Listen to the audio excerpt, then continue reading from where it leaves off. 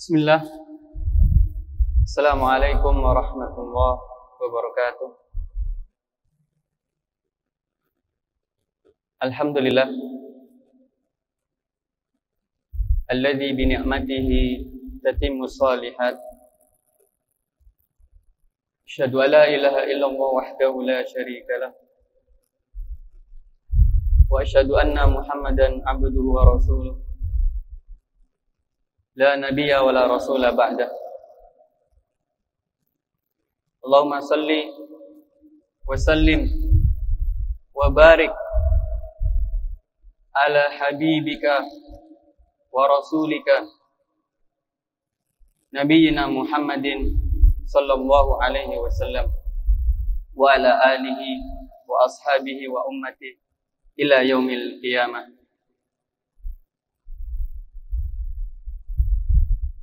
Ahiwat thalabah, ahibbati fillah, para santri sekalian, santri pesantren Intan Ilmu yang saya cintai karena Allah Subhanahu wa taala.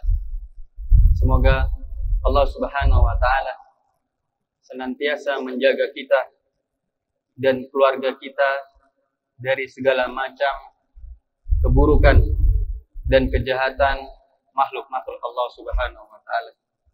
Alhamdulillah, kita bersyukur kepada Allah Subhanahu wa taala. Pada pagi hari ini kita dimudahkan oleh Allah Subhanahu wa taala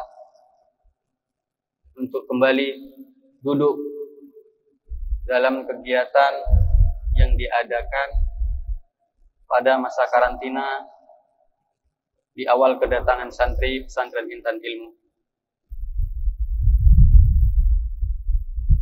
Kemudian salawat dan salam semoga tercurah limpahkan kepada hamba kekasih Allah,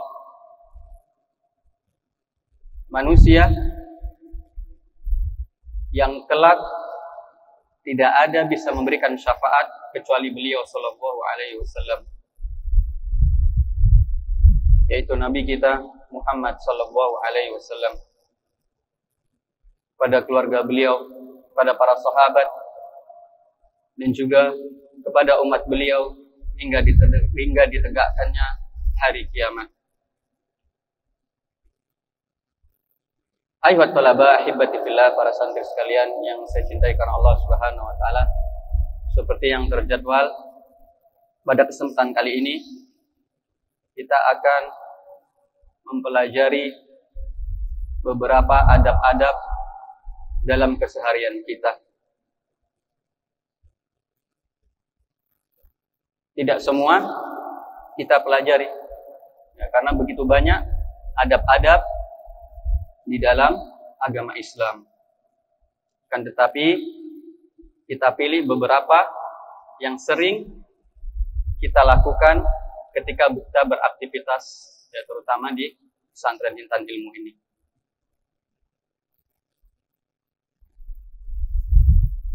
Baik, para santri sekalian yang saya cintai karena Allah Subhanahu wa taala, agama Islam telah diturunkan oleh Allah Subhanahu wa taala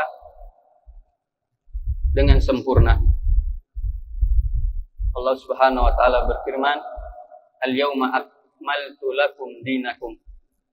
Pada hari ini telah aku sempurnakan bagi kalian agama kalian, yaitu agama Islam. Agama Islam telah sempurna. Telah diajarkan melalui lisan Nabi sallallahu alaihi wasallam tentang akidah, tentang hukum-hukum syariat. Demikian juga tentang adab-adab di dalam agama Islam. Karena memang Nabi Shallallahu Alaihi Wasallam diutus juga untuk menyempurnakan akhlak manusia. Rasulullah Shallallahu Alaihi Wasallam bersabda, "Innama bu'itsu liutammima makarimal akhlak."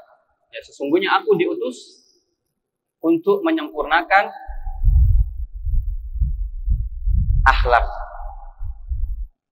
Maka kalau kita ingin belajar adab, kita ingin belajar akhlak, maka belajar sama Rasulullah Shallallahu Alaihi Wasallam. Karena beliau diutus untuk menyempurnakan akhlak manusia, untuk menyempurnakan adab manusia. Dan Allah Subhanahu wa taala dengan tegas di dalam Al-Qur'an mengatakan bahwasanya Nabi Shallallahu Alaihi Wasallam di atas akhlak yang mulia, di atas adab yang mulia. Allah Subhanahu Wa Taala berfirman, wa innaka la'ala khuluqin azim. Dan sesungguhnya engkau wahai Muhammad benar-benar berada di atas akhlak yang mulia. Demikian juga tatkala ibunda kaum mukminin yaitu Aisyah bintu Abi Bakar radhiyallahu anhuma tatkala didatangin oleh beberapa para sahabat tanya, wahai ummul mukminin, bagaimana akhlak Nabi sallallahu alaihi wasallam? Maka ibunda Aisyah radhiyallahu anha menjawab, inna khuluquhu al-Qur'an. Sesungguhnya akhlak Nabi sallallahu alaihi wasallam itu adalah Al-Quran. Jadi akhlak adab beliau sallallahu alaihi wasallam semuanya adalah Al-Quran.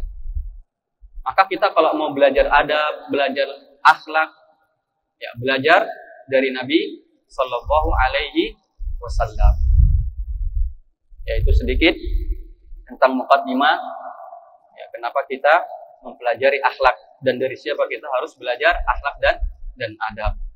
Maka tidak ada yang patut untuk kita contoh, untuk kita teladani akhlak dan adabnya kecuali Nabi Shallallahu Alaihi Wasallam.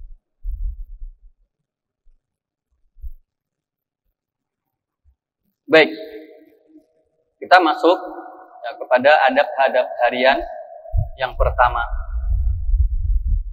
yaitu adab tidur. Ya, adab ketika tidur.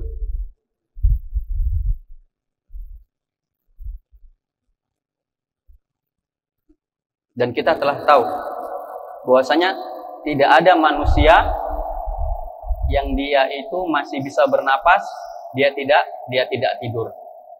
Dia pasti tidur. Membutuhkan tidur untuk istirahat.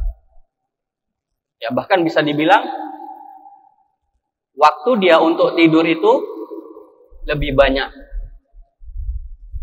ya, ketimbang untuk hal-hal yang lainnya. Dari seluruh jumlah usianya, ya, kebanyakan dari jumlah usianya itu dipakai untuk tidur. Dimulai dari dia baru lahir, anak baru lahir, sedikit-sedikit tidur. Paling nangis kalau dia haus. Udah disusuin lagi, kenyang, tidur lagi. Ya, sampai nanti dia meninggal dunia seperti itu. Ya, manusia kebanyakan waktunya untuk digunakan tidur. Ya, maka orang yang dia memiliki akal, dia hendaknya mengetahui adab-adab ketika tidur di dalam agama Islam. Kenapa? Agar dia bisa mengambil faedah dari tidurnya. Ya, bukan cuman sekedar tidur, udah kalau tidur. Ya enggak. Akan tetapi dia bisa mengambil faedah dari tidurnya. Ya, sehingga nilainya ada pahala di situ.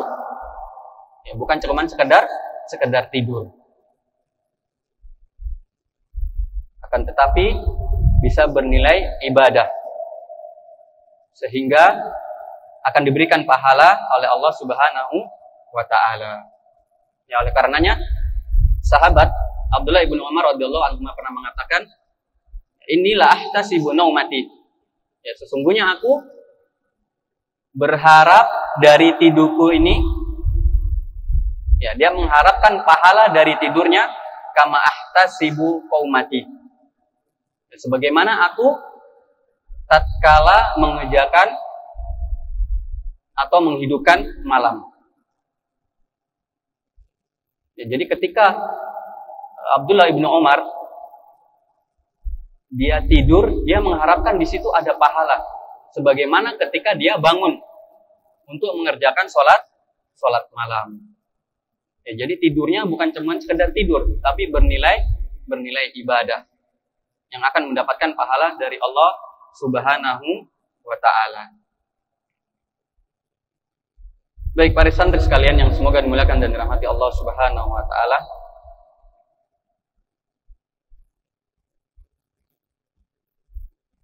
Adab yang pertama berkaitan dengan tidur, hendaknya seorang yang ingin tidur itu menghindari dirinya itu kenyang. Ya, karena kebanyakan makan. Kenapa? Ya, karena kalau sudah kenyang itu akan memberatkan kepala dan juga badannya, sehingga dia akan dikalahkan oleh tidurnya. Ya, akhirnya tidur terus karena saking kenyangnya. Ya, orang kalau sudah kenyang bawaannya apa? Ngantuk. Ya, kalau sudah ngantuk dia apa? Tidur. Tidurnya pulas. Ya, tidurnya pulas. Dibangunkan pun kadang susah. Ya, sudah digoyang-goyang seperti ini, tapi nggak mau bangun. Karena dia sudah kekenyangan. Ya, akhirnya memberatkan kepala dan juga badannya. Ya, kalau sudah seperti itu, bangunnya ketinggalan. Akhirnya dia ketinggalan sholat malam. Atau bahkan ketinggalan sholat subuh secara berjamaah.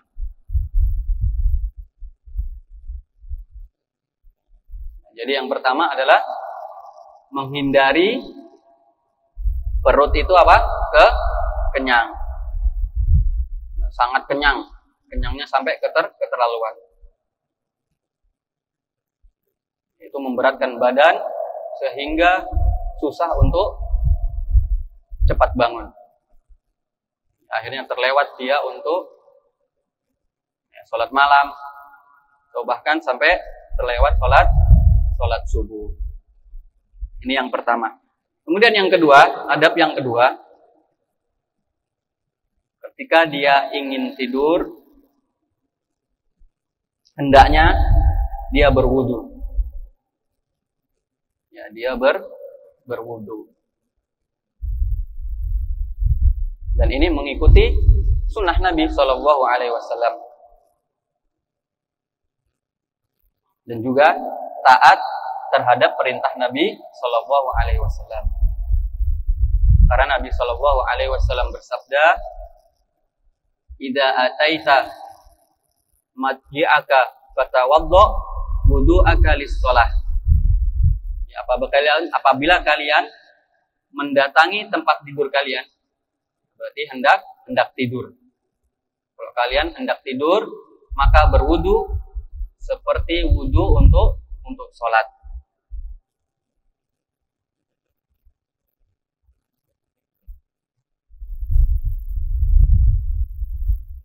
Ya, karena sebagian ulama menjelaskan bahwasanya ini diantara sebab penjagaan seorang hamba dari syaitan ketika dia tidur. Dalam keadaan suci, dia mendapatkan penjagaan dari gangguan syaitan ketika tidur. Maka kalau mau tidur, dia wudu dulu. Karena ini sunnah Nabi Shallallahu Alaihi Wasallam. Dan juga taat kepada perintah Nabi Shallallahu Alaihi Wasallam. Yang kedua apa? Wudu. Kemudian yang ketiga, adab yang ketiga ketika ingin tidur adalah menggunakan bercelak. Ya, ketika akan tidur bercelak. Ya, ini termasuk sunnah Nabi Shallallahu Alaihi Wasallam ketika akan tidur. Ya, bercelak. Kata Nabi Shallallahu Alaihi Wasallam, alaikum bil ithmit indan naum. Disukai bagi kalian itu bercelak ketika akan tidur. Fa innahu yajlul basar. Ya, karena itu bisa menjaga pandangan. Kekuatan pandangan mata. Wa yunbitu syar, dan juga bisa menumbuhkan bulu mata. Dan ini bermanfaat ya bagi manusia. Ya, terutama orang-orang yang sudah dalam usia tua renta. Nah, yang sudah penglihatannya mulai melemah. Ya, maka bagus tatkala dia ingin tidur setelah berwudu tadi dia bercelak. Ya, karena ini bisa meningkatkan atau menjaga pandangan mata. Bagus bagi kesehatan. Dan ini termasuk sunnah Nabi Sallallahu Alaihi Wasallam. Ini adab yang keberapa? Keempat. 4 apa 3? Yang tadi bercelak tadi adab keberapa? Ketiga. Ya, ketiga. Ini kayaknya pada ngantuk ya, nggak fokus. Kemudian yang keempat,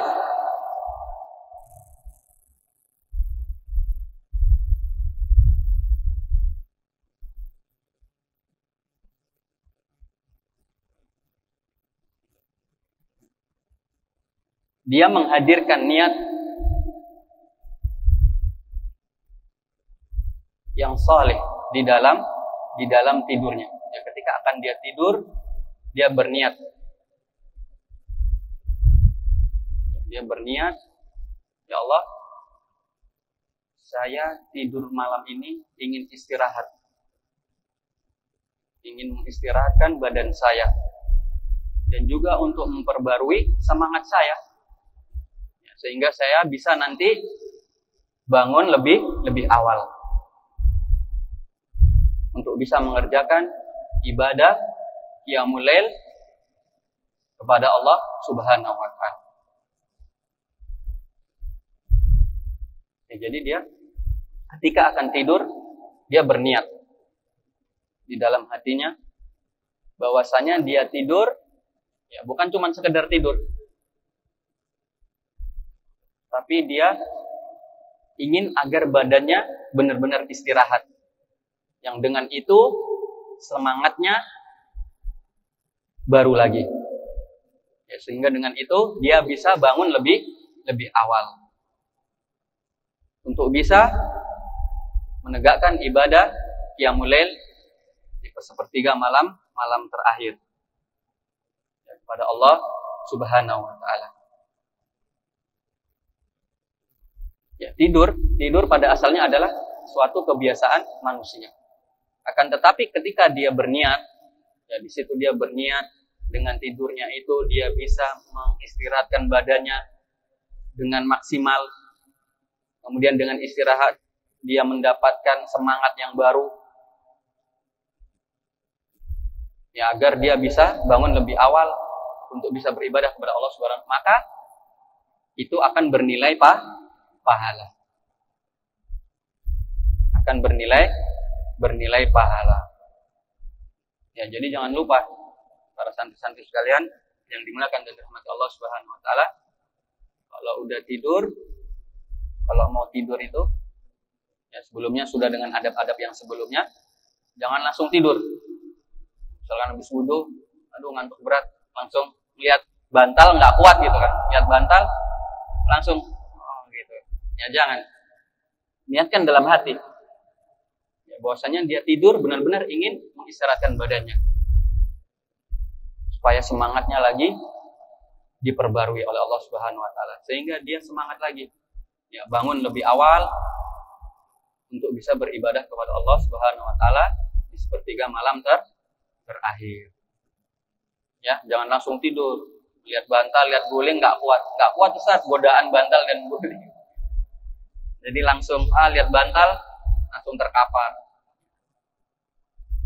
Jangan, niatkan dulu di dalam hati.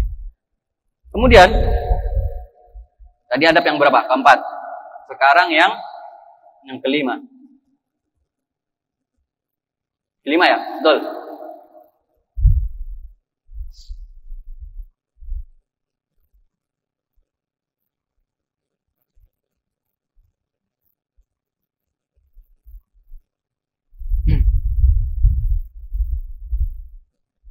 Nah, tadi berkaitan dengan yang tadi. Ya, bahwasanya dia berniat. Ya, dia berniat bahwasanya saya malam harus bangun untuk bisa mengerjakan apa? Salat malam. Ya, dia harus jujur di dalam niatnya. Karena kata Allah Subhanahu wa taala, kata Nabi sallallahu alaihi wasallam, barang siapa yang dia jujur, ya, maka Allah Subhanahu wa taala akan merealisasikan apa yang dia niatkan.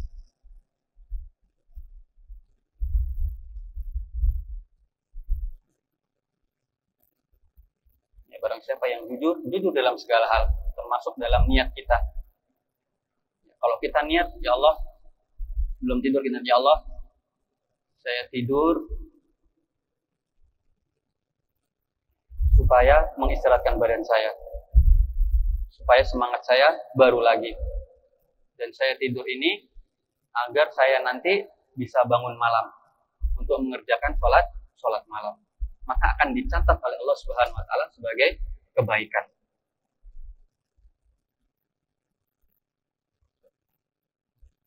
Sekalipun seandainya ya qadarullah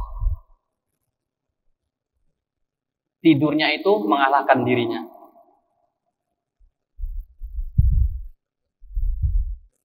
Ya, mungkin dia kecapean, tapi dia sudah niat di dalam hatinya, ya Allah, pokoknya saya niat tidur ini supaya nanti bisa sholat malam. Qadarullah dia tidak bangun. Ya, karena mungkin saking capeknya, mungkin dia dari perjalanan jauh, saking capeknya, dia tetap akan dinilai ibadah. Sebagaimana sabda Nabi SAW, man ata firasyahu wa huwa yanwi an yaqumu yusalli minal lail fa ghalabathu ainuhu hatta yusbih. Barang siapa yang dia mendatangi tempat tidurnya, berarti mau tidur. Ya, mendatangi ranjangnya berarti ingin tidur. Dan dia berniat. Ketika dia akan tidur itu dia berniat bahwasanya dia nanti akan menegakkan sholat malam. Akan tetapi qadarullah, ya, matanya itu dikalahkan oleh rasa kantuk, oleh rasa tidurnya, sampai dia subuh mungkin bangun. Ya, ketika azan subuh baru bangun, nggak sempat sholat malam. Kata Nabi SAW apa? Kutiba lahu manawa. Kutiba lahu manawa. Ya, maka akan ditulis sesuai dengan apa yang dia niatkan. Ya, subhanallah. Kira-kira amalan ringan nggak? Ringan nggak? Cuman berniat, ya Allah ketika mau tidur, ya Allah saya nanti malam pokoknya harus bangun. Saya mau sholat malam di sepertiga malam terakhir. Cuman gitu berat apa ringan? Di dalam hati. Cuman berniat gitu. Ringan kan? Ringan. Ya kan, tetapi ketika rasa kantuk, ya rasa tidurnya mengalahkan dirinya sehingga dia tidak bisa bangun, dia bangun ketika azan subuh. Maka kata Nabi SAW, kutiba lahu manawa. Akan ditulis sesuai dengan apa yang dia niatkan. Ya, kalau dia niatkan untuk sholat malam, maka ditulis pahala apa? Sholat malam.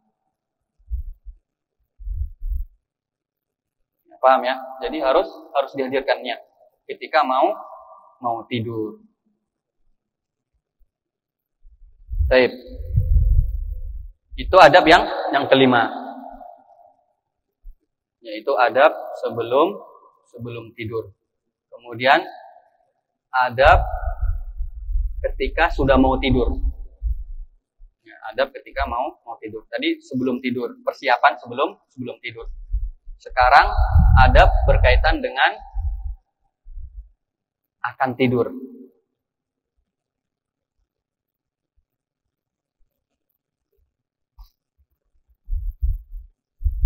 Berarti yang ke-6.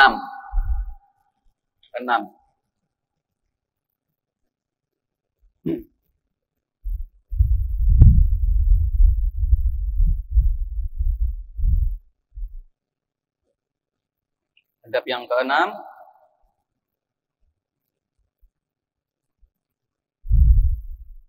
ya, dia sebelum tidur, ketika akan mau tidur,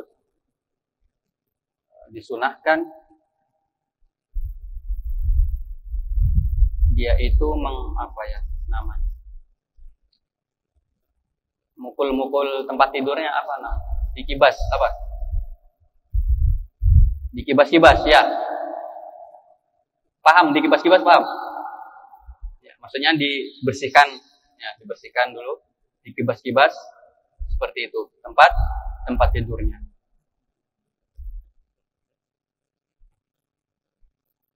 Ya, 3 kali.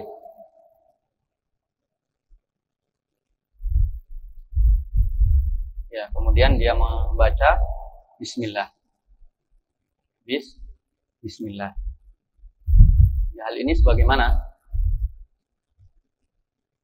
sabda Nabi sallallahu alaihi wasallam, "Idza awa ahadukum ila firashihi." Ya, apabila salah seorang kalian mendatangi tempat tidurnya, falyanfuthu bidakhilati izarihi, maka dia hendaknya mengkibas-kibas dengan sarungnya. Ya, kalau ada sarung pakai sarung. Kalau misalkan ada, biasanya pakai sapu lidi yang nggak banyak itu kan ya. Ada kan pakai itu, dikibas-kibas. Kemudian kata Nabi SAW, wal yakul bismillah.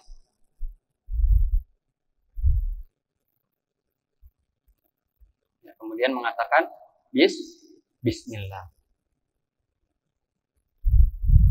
Kalau sarung semua punya kan sarung? Ada yang nggak bawa sarung? Ada kan? Ya, nanti dikibas pakai sarungnya 3 kali. Kemudian mengucapkan bismillah.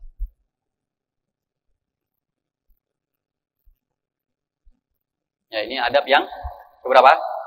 Ke-6. Kemudian yang berikutnya, ya, kalau sudah dia kibas-kibas, kemudian dia naik ke atas ranjang atau kasurnya. Kemudian ada berikutnya adalah dia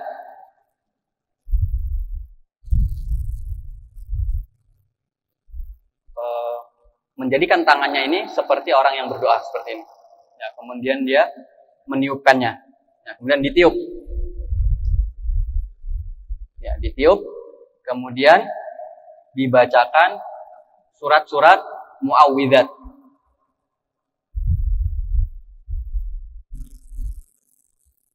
Yaitu apa? Qul huwallahu ahad. Kemudian qul a'udzu birabbil falaq. Kemudian qul a'udzu birabbin nas. Jadi ketika dia sudah naik keranjangnya, ya seperti ini, kemudian dia tiupkan, kemudian dia baca apa?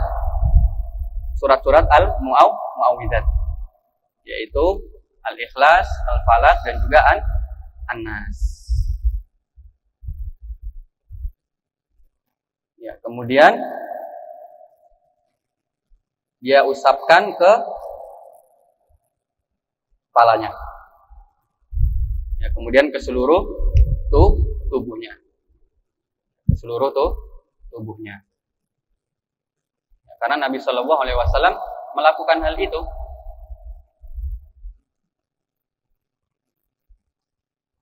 Ya. Karena idza awa ila firashihi kulla lailatin jama'a kaffaihi tsumma nafasa fihima.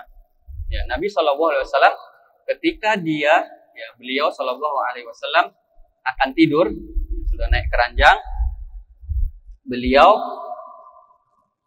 mengumpulkan dua tangannya seperti ini. Kemudian beliau meniup, kemudian dibacakan apa? Al-Ikhlas, kemudian Al-Falaq dan juga An-Nas. Kemudian beliau mengusapkan ke bagian tubuhnya yang beliau mampu. Yang beliau mampu.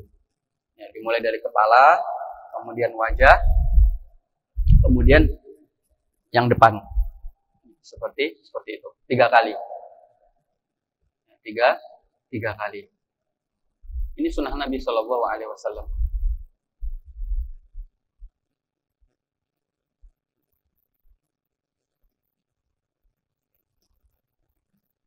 Sudah? Paham ya? Kemudian yang berikutnya,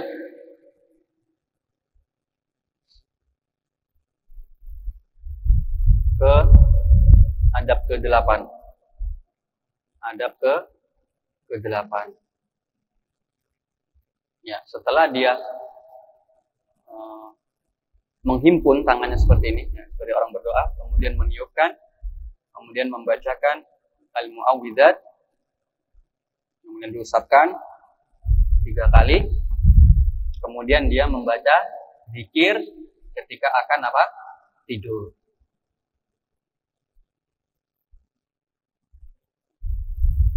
Ya, sebagaimana yang kita sudah hafal semua, yaitu bismika Allahumma ahya wa bismika amut. Dengan namamu ya Allah kami hidup, dan dengan namamu kami mati. Ya, yang ke-8 adalah membaca zikir. Zikir akan tidur yang berbunyi bismika Allahumma ahya wa bismika amut. Kemudian ya, adab yang berikutnya, yang ke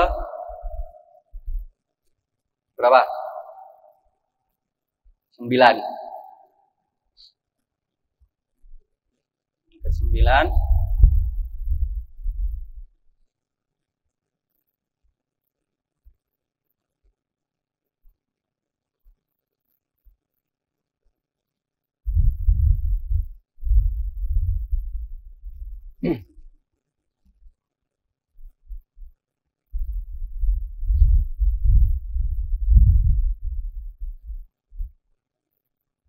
Ya, yang ke-9. Kemudian dia berbaring ke arah kanan. Berbaring ke arah kanan. Ya, merengnya ke kanan. Kalau tidur itu memereng ke kanan.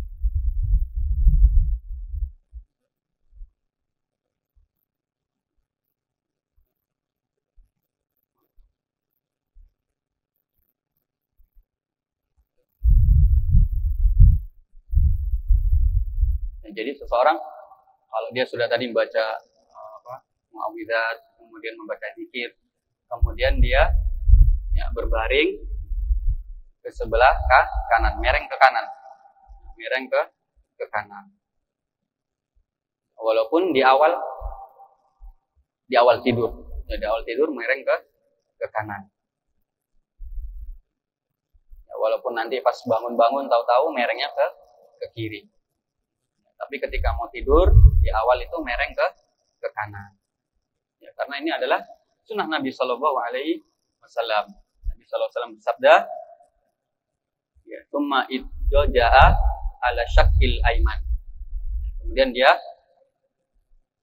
mereng baringnya ke sebelah kanan, arah kanan.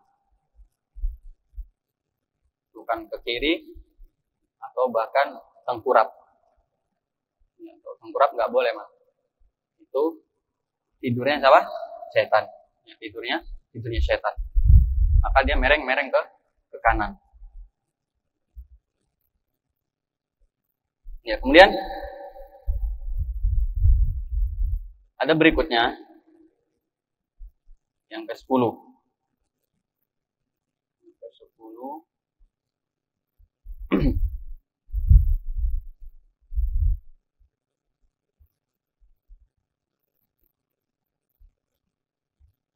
kalau seandainya dia terbangun ya ketika di tengah-tengah malam, dia terbangun kaget, misalkan mimpi buruk gitu kan, dikejar-kejar apa biasanya kalau mimpi buruk,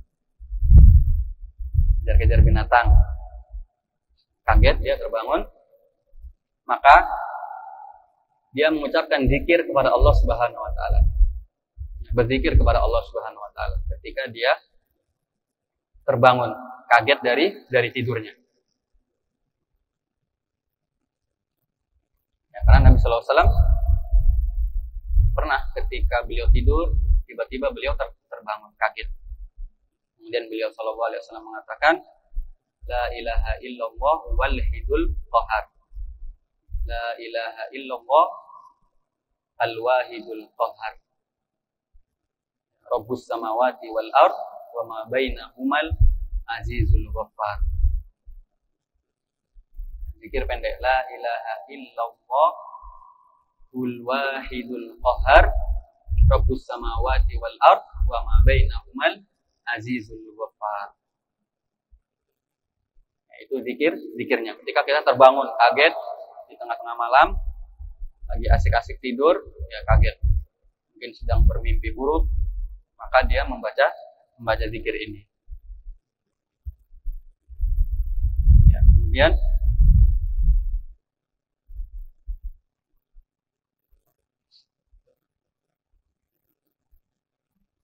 yang berikutnya, yang berkaitan dengan akan tidur. Ada berikutnya adalah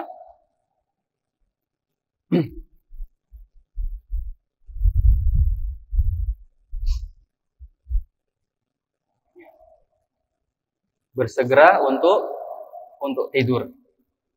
Jadi menyegerakan untuk tidur. Gak usah lagi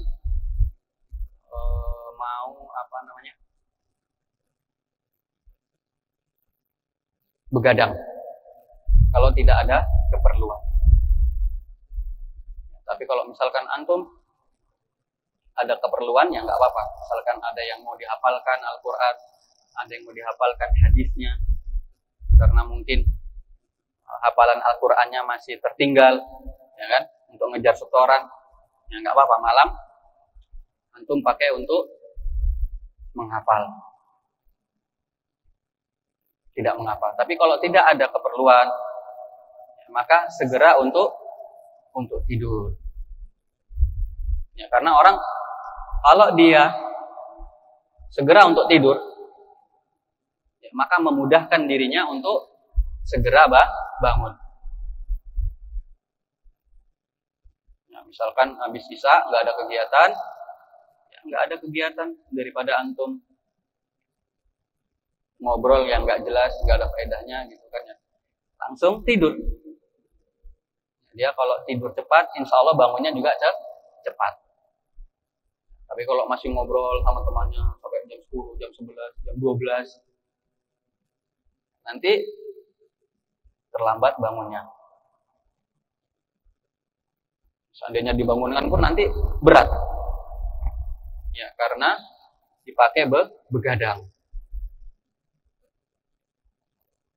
Ya, karena hal ini dibenci oleh Nabi Shallallahu Alaihi Wasallam.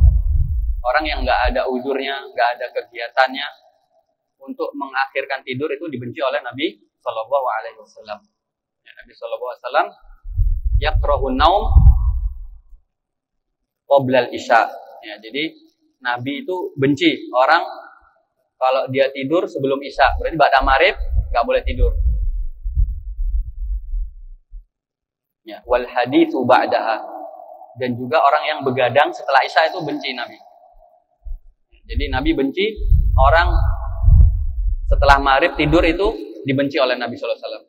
Demikian juga setelah Isya orang begadang, ngobrol, ngalor ngidur, nggak ada faedahnya, itu juga dibenci oleh Nabi sallallahu alaihi wasallam. Lebih baik dia mending segera tidur. Karena itu membantu dirinya untuk bisa segera bangun. Ya, itu yang berkaitan dengan adab ketika akan tidur. Kemudian berikutnya adalah adab ketika bangun tidur. Ya, adab ketika bangun tidur. Ya, yang antum dirunutkan aja. Diurutkan sama yang tadi. 11 berarti yang ke-12. Yang ke-12 adalah membaca doa atau zikir bangun tidur. Maka dianjurkan untuk membaca doa atau zikir ketika bangun tidur. Ya, sebagaimana hadis yang diriwayatkan oleh sahabat Hudzaifah bin Yaman, yang beliau mengatakan, ya, adalah kebiasaan Nabi Shallallahu Alaihi Wasallam ketika berbaring di tempat tidurnya, ketika malam hari, ya, berarti ketika mau tidur, beliau berdoa, Allahumma bismika amutu wa ahya. Kemudian kata sahabat Hudzaifah, jika beliau bangun, Nabi SAW bangun dari tidurnya, maka beliau mengatakan, ya, berzikir dengan zikir, Alhamdulillah alladzi ahyana ba'dama amatana wa ilaihin nusyur. Wa ilaihin nusyur.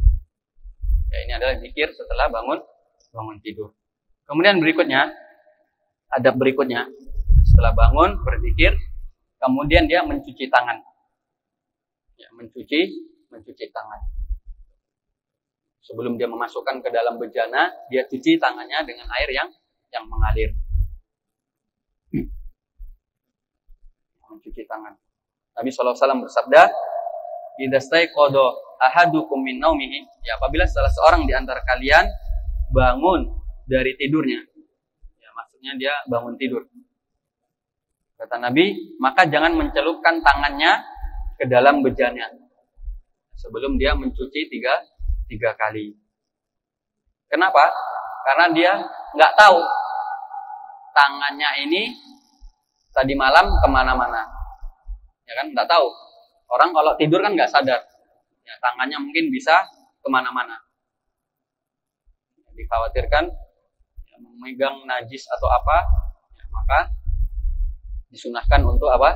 Mencuci tangan. Sebelum memulai aktivitas, itu mencuci tangan. Mencuci bukan dicelupkan, nanti ambil gayung dicelupkan, enggak, tapi dengan air yang mengalir. Ya, dengan air yang mengalir. Kemudian yang berikutnya, adab yang berikutnya adalah berwudu. Setelah dia cuci tangan, dia berwudu. Kenapa berwudu? Untuk menghilangkan rasa malas. Ya, rasa malas. Ya, karena setan itu akan mengganggu orang yang baru bangun tidur. Ya, kata Nabi SAW, setan itu mengikat kepala seseorang itu dengan 3 ikatan. Ya, pada setiap ikatannya setan mengatakan, ya, malammu masih panjang, teruslah kamu tidur. Maka kalau orang itu bangun, kemudian dia berzikir kepada Allah Subhanahu wa Ta'ala, maka terbuka 1 ikatan itu. Kemudian kalau dia berwudu, ikatan kedua terbuka. Ya, kemudian yang ketiga ikatannya hilang, kalau dia langsung segera sholat. Maka adab yang terakhir, ya, setelah berwudu, maka dia bersegera untuk sholat. Untuk menghilangkan rasa kantuknya. Untuk menghilangkan 3 ikatan yang diletakkan oleh syaitan di kepala manusia. Ya, jadi makanya antum kalau pas bangun, ya, pas tadi mungkin dibangunkan untuk salat witir, antum lagi malas-malas, nah itu ingat, berarti antum sudah baca zikir, ya masih malas-malas gitu, berarti masih ada berapa? Dua ikatan. Kalau antum wudu, lepas lagi satu ikatan. Tinggal berapa? Tinggal satu. Kalau antum masih malas-malas lagi, langsung sholat. Insya Allah hilang semua ikatan. Langsung segera dibawa sholat supaya enggak ngantuk lagi. Karena itulah tipu daya syaitan. Dia menggoda manusia yang ingin melakukan ketaatan kepada Allah Subhanahu wa ta'ala. Ya, inilah adab-adab yang berkaitan dengan apa? Tidur. Ya, berkaitan dengan tidur. Ya, selesai. Adab harian yang berkaitan dengan tidur. Kemudian adab berikutnya yang kedua. Tadi yang pertama, adab harian yang berkaitan dengan tidur. Sekarang adab harian yang kedua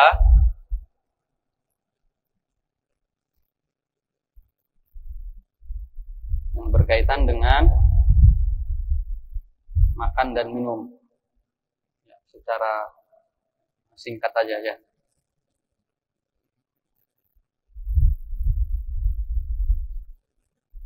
Ya, adab yang pertama, adab harian yang kedua, yaitu yang berkaitan dengan adab makan dan minum. Yang pertama adalah mengucapkan bismillah. Yang mengucapkan bismillah. Ketika dia akan makan, dia mengucapkan bismillah. Dan Nabi SAW bersabda, apabila salah seorang di antara kalian makan, maka hendaknya ia menyebut nama Allah Subhanahu wa ta'ala. Jadi ketika akan makan, antum jangan langsung melihat menunya. Nah, kayak kemarin katanya ada yang request ayam geprek ya. Ada yang request ayam geprek. Nah, sudah pas makan siang lihat ayam geprek, saking nafsunya enggak baca apa? Bismillah. Jangan. Tapi ketika akan makan, dia baca bismillah. Kalau seandainya memang lupa, ya kadang saking lihat ayam geprek sudah menggoda gitu kan ya, dengan apa aromanya, dengan ininya, ya akhirnya dia langsung makan, lupa mengucapkan bismillah. Maka kata Nabi SAW, kalau dia lupa, maka dia menyebut nama Allah Subhanahu wa ta'ala, ya dia mengatakan bismillah awalahu wa akhirahu. Jadi kalau mau makan, baca bismillah aja. Cukup bismillah. Kalau seandainya dia lupa, kemudian di tengah-tengah makan dia ingat, saya tadi lupa baca doa. Maka dia mengatakan bismillah awalahu wa akhirahu.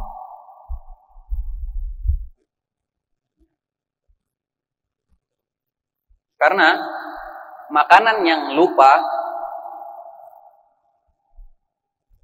disebutkan di bismillah, maka setan yang akan memakannya. Nabi SAW bersabda, sungguh setan akan menghalalkan makanan yang tidak dibacakan, tidak disebutkan apa? Bismillah. Ya, ketika akan makan.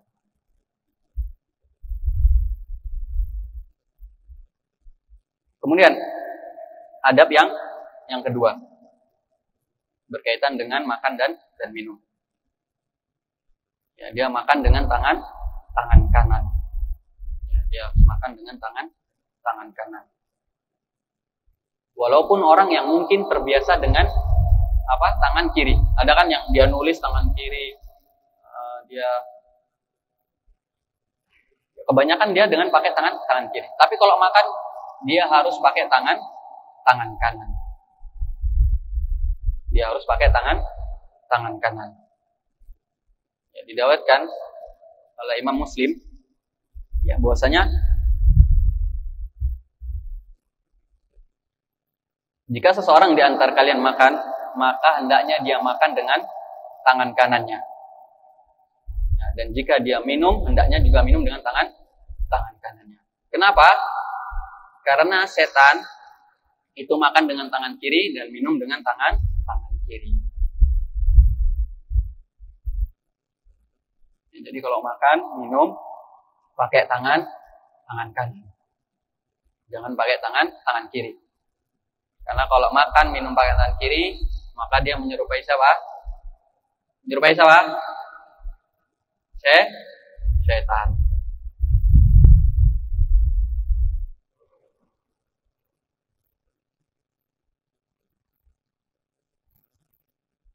Kemudian adab yang ketiga, ya ini berkaitan kalau dia makan itu rame-rame biasanya, satu nampan gitu. Cuman alhamdulillah di sini kan nggak pakai nampan ya, udah satu orang satu porsi. Ya kalau pakai nampan, ya, dia tidak makan yang di hadapan orang lain. Misalkan antum kan biasanya kalau pakai nampan kan keliling ya. Antum di sisi sini, ada orang di sisi sana. Antum nggak boleh ngambil makanan yang di sana. Ya, tapi makan dari yang lebih dekat dengan antum.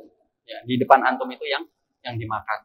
Itu termasuk adab makan. Nggak boleh antum mungkin karena di sini bagiannya lebih sedikit, misalkan ayamnya potongannya cuma dapat sayap gitu ya. Temennya di sana dapat paha atau dada yang dagingnya lebih banyak. Akhirnya, aduh, depan saya kok sayap kecil lagi. Akhirnya lihat temannya sebelahnya atau sana ada paha, dia ambil yang pahanya.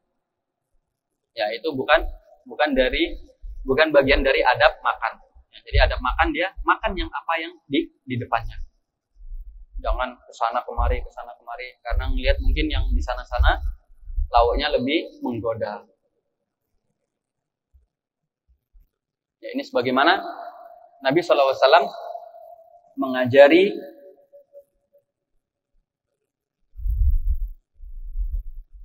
Umar bin Abi Salamah.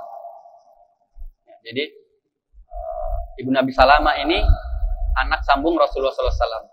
Ya, dia berada di pengasuhan Nabi SAW ketika Abu Salamah meninggal dunia. Kemudian Ummu Salamah dinikahi oleh Nabi SAW. Maka Umar bin Abi Salamah ini ketika makan gitu. Ya, makan, dia ambil sana, ambil sini, ambil sana, ambil sini. Kemudian kata Nabi SAW, yang menasihati Umar bin Abi Salamah, wahai anak, sebutlah nama Allah. Ya, kalau mau makan itu, ucapkan bismillah. Kemudian makanlah dengan tangan kanan. Ya, serta kalau makan itu, yang ada di hadapanmu, ya nggak usah ke sana kemari.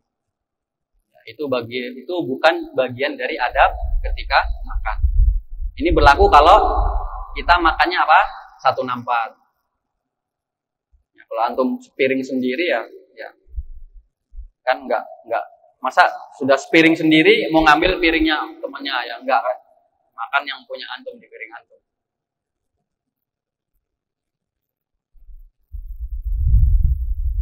Kemudian di antara adab makan yang berikutnya adalah ya, tidak menghina, ya, tidak menjelek-jelekkan makanan yang tidak disukai. Misalkan menunya di pesantren, tapi kayaknya kalau menu di pesantren Intan Ilmu ada yang nggak suka. Selama berapa hari antum di sini sudah? Ahad, Senin, Selasa, 4 hari, 5 hari. Dari hari Sabtu ya. Dari 5 hari itu antum ada yang nggak suka menunya? Ada? Menunya enak apa enggak? Oh, udah gini semua. Itu yang masak itu chef, itu emang bener chef dia. Ya, dulu kerja di salah satu kafe gitu ya. Dia chef. Enak nggak makanannya? Enak. Ya, tapi suatu saat nanti mungkin antum akan mendapati makanan mungkin yang tidak disukai. Ya, maka di antara adabnya jangan menghina. Jangan menjelek-jelekkan makanan yang tidak kita sukai. Misalkan, apa ini lauknya ini? Tidak boleh.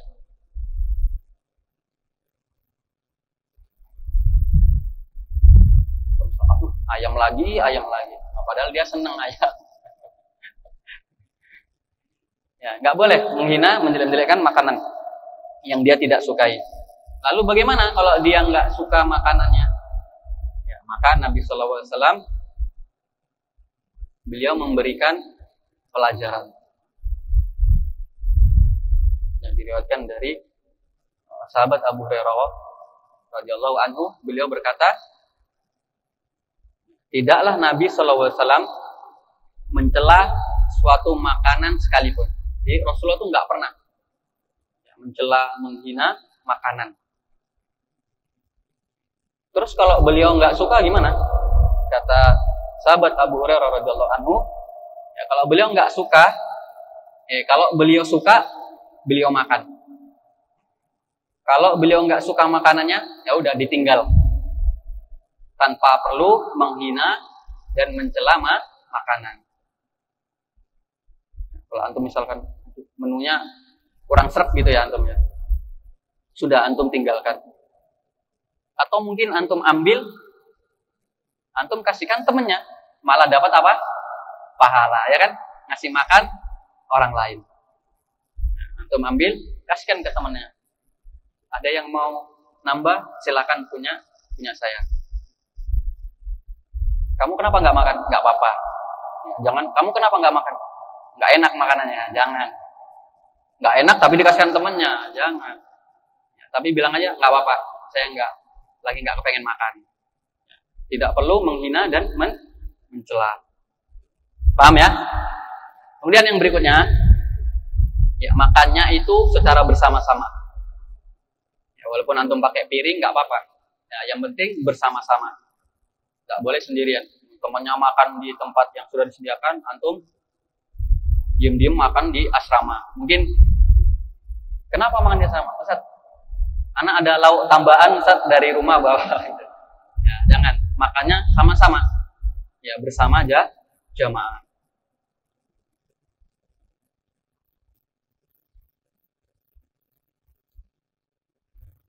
Ya, kata Nabi sallallahu alaihi wasallam, karena kalau makan itu sama-sama, ya akan mendapatkan berkah dari Allah Subhanahu wa taala. Nabi sallallahu alaihi wasallam, hendaklah kalian makan secara bersama-sama dan sebutlah nama Allah. Yang mengucapkan bismillah tadi, maka kalian akan diberi berkah pada makanan. Ya, pada makanan yang kita makan itu secara bersama-sama, kita akan diberi keberkahan di dalam makanan tersebut. Kemudian ada berikutnya, ya, tidak membiarkan makanan yang terjadi itu begitu saja. Ya, misalkan ada antum mungkin makan roti, gitu ya, jatuh, jangan dibiarkan gitu. Atau kadang mungkin tambah ditendang, jatuh lagi roti, tambah ditendang gitu ya. Jangan. Akan tetapi diambil. Apalagi jatuhnya kita ini kan kegiatannya banyak di keramik, ya kan, nggak terlalu kotor. Ya, kalau ada makanan jatuh, misalkan makan roti jatuh, diambil, kemudian yang kotor itu aja yang dibuang. Ya, saya tanya, kalau ada roti nih jatuh, ketika jatuh, apakah semuanya kotor? Enggak kan? Yang kotor yang mengenai lantainya aja, ya kan? Jadi dibuang. Yang kotor itu dibuang, sisanya dimakan.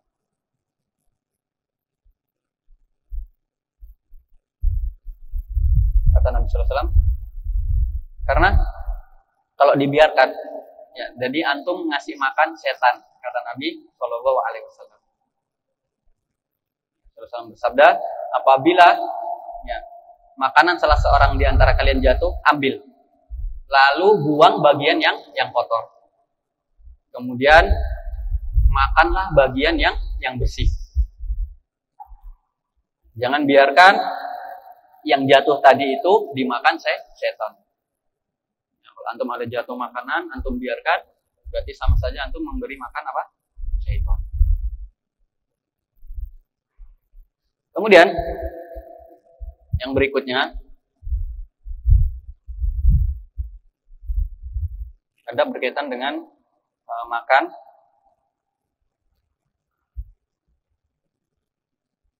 menjilati tangan ya sebelum dicuci. Ini sunnah Nabi Shallallahu Alaihi Wasallam. Kalau kita makannya pakai tangan. Kalau makan pakai sendok, ya mungkin sendoknya dimuti, ya dijilati gitu. Ya kalau masih ada makannya nggak apa-apa, dibersihkan ya sendoknya. Kalau kita makan pakai tangan, kan kadang ada yang nempel-nempel kan, ya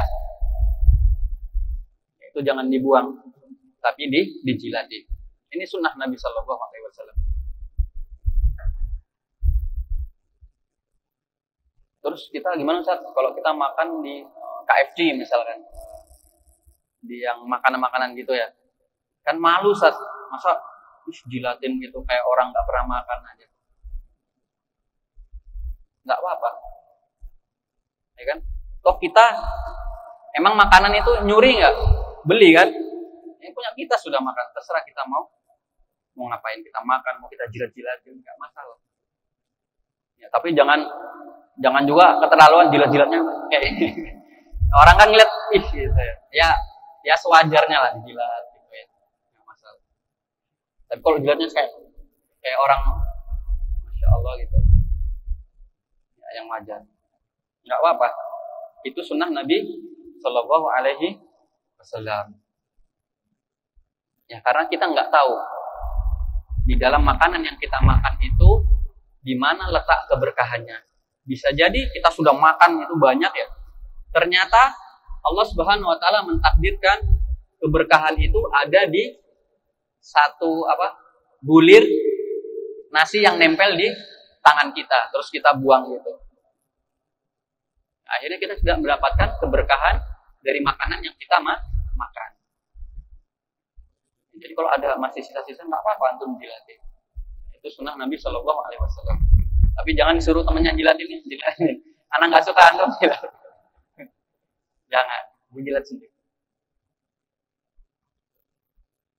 Ya, karena bisa jadi Allah mentakdirkan keberkahan makanan itu ada pada bulir terakhir yang ada di tangan kita. Ketika kita buang atau kita sudah cuci, ya, hilang keberkahan makanan.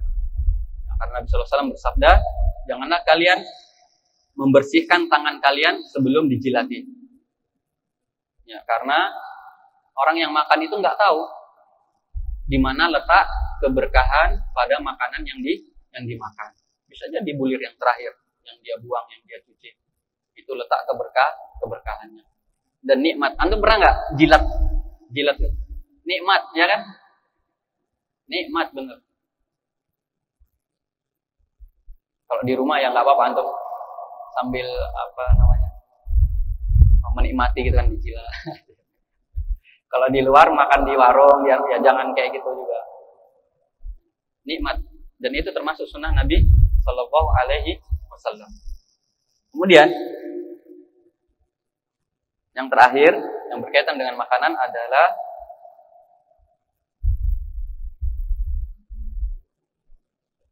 memuji Allah Subhanahu Wa Taala, berdoa ketika selesai makan.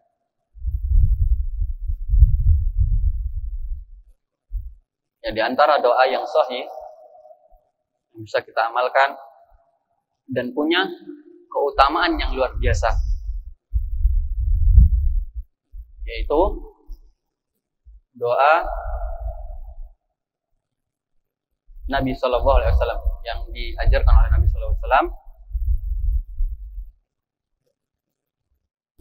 Alhamdulillah alladzi at'amani hada wa razaqani min ghairi haulin minni wala quwwati.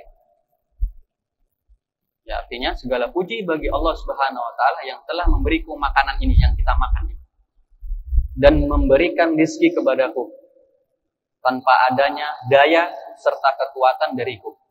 Ya, karena memang manusia enggak berdaya. Rezeki semua dari Allah Subhanahu wa taala. Kalau bukan karena Allah Subhanahu wa taala kita enggak dapat rezeki. Mau kita jungkit balik cari uang, harta, kalau Allah nggak ngasih, kita nggak akan dapat. Semua rezeki dari Allah Subhanahu wa Ta'ala. Maka kata Nabi Sallallahu Alaihi Wasallam, maka diampuni dosanya yang telah lalu. Masya Allah. Ya, kita udah kenyang, tinggal kita baca Alhamdulillah alladzi at'amani hada wa razaqani min ghairi haulin minni wala quwwatin. Udah selesai. Kita dapat keutamaan apa? Diampuni dosa. Udah makan kenyang, diampuni dosanya. Itu kalau kita mengerjakan adab-adab dalam makan. Ya enak. Mudah kan, cuman baca bismillah, makan pakai tangan kanan. Ya kan? Sudah makan kenyang, kalau masih ada dijilatin. Habis itu dia baca doa, alhamdulillah alladzi at'amani hada wa razaqani min ghairi haulin minni wala quwwatin. Kemudian dia dapat apa? Ampunan dari Allah Subhanahu wa ta'ala. Yaitu yang terakhir, adab harian yang berkaitan dengan makan.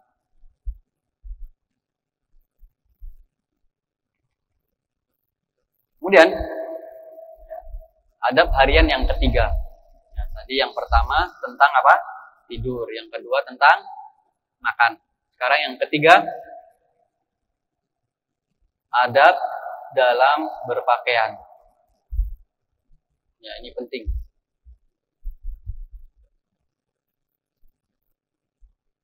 Dan kita yang ngaku cinta sama Nabi Shallallahu Alaihi Wasallam, ya, kita juga harus mengikuti beliau dalam apapun, ya, termasuk dalam berpakaian. Kita harus bangga sebagai seorang Muslim dengan pakaian Muslim kita.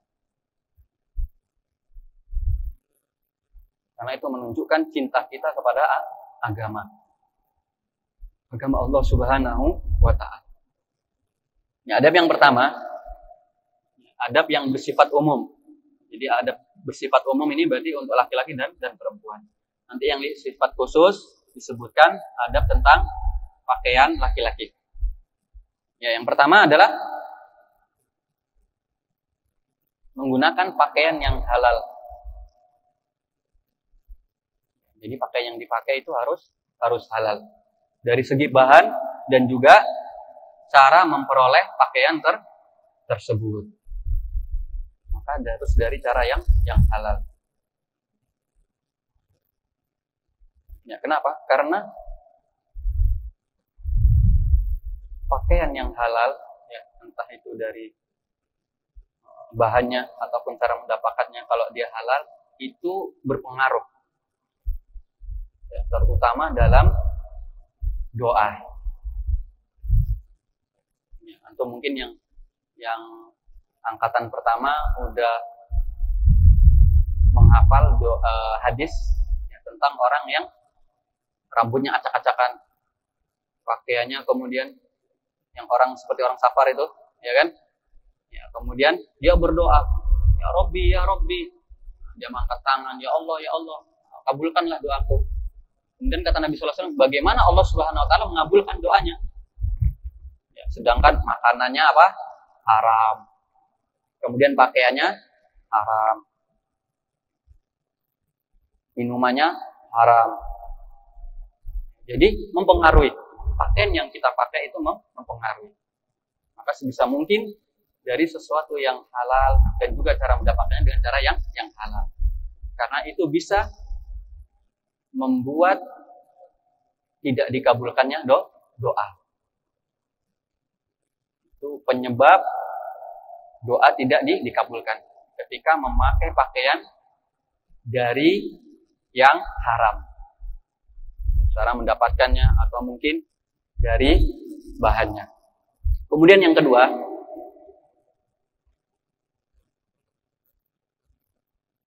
ada berpakaian yang kedua secara umum tidak menyerupai lawan jenis. Jadi pakaiannya nggak boleh. Kalau laki-laki nggak boleh pakai pakaian yang menyerupai atau menjadi ciri khas apa perempuan. Misalkan pakai rok, laki-laki nggak pakai rok. Atau pakai daster laki-laki. Ada ya kan. Biasanya orang yang mungkin melawak gitu kan, mereka menyerupai wanita, itu dilaknat oleh Allah Subhanahu Orang yang menyerupai laki-laki yang menyerupai wanita, wanita yang menyerupai laki-laki itu dilaknat oleh Allah Subhanahu wa taala. Dan laknat Allah itu maksudnya adalah jauh dari rahmat Allah Subhanahu wa taala. Ya, kata Nabi sallallahu alaihi wasallam atau dari Abdullah bin Abbas radhiyallahu anhuma, beliau berkata, Rasul sallallahu alaihi wasallam melaknat laki-laki yang menyerupai wanita dan para wanita yang menyerupai laki-laki dalam segala hal. Dalam berpakaian, dalam gaya dia berbicara, gaya dia berpenampilan. Itu kalau menyerupai dilaknat. Enggak boleh. Demikian juga pakaian, enggak boleh. Laki-laki pakai pakaiannya perempuan, perempuan pakai pakaiannya laki-laki. Kemudian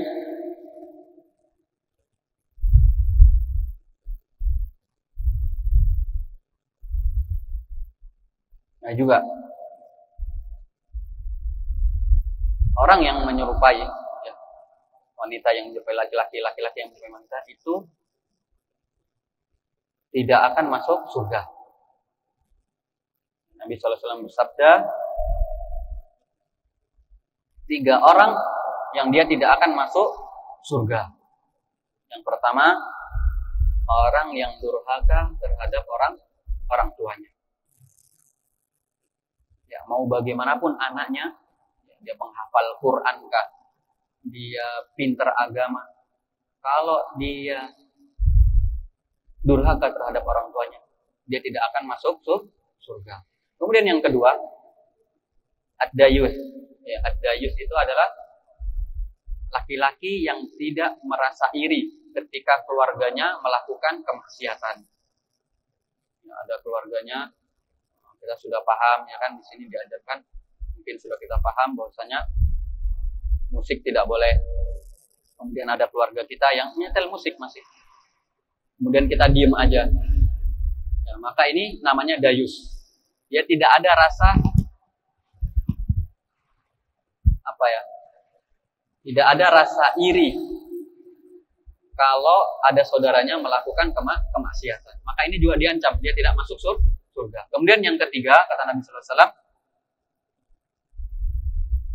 wanita yang menyerupai laki-laki, maka ancamannya tidak masuk surga.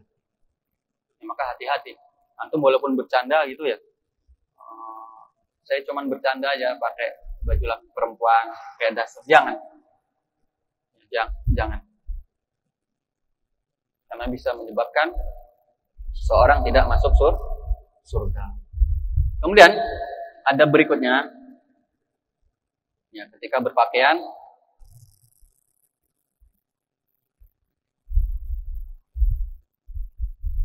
hendaknya dia memulai dari sebelah kanan. Dia pakai baju, memasukkan dari sebelah kanan. Kalau kaos gimana? Ya sama. Ya, kaos masukkan dari sebelah kanan.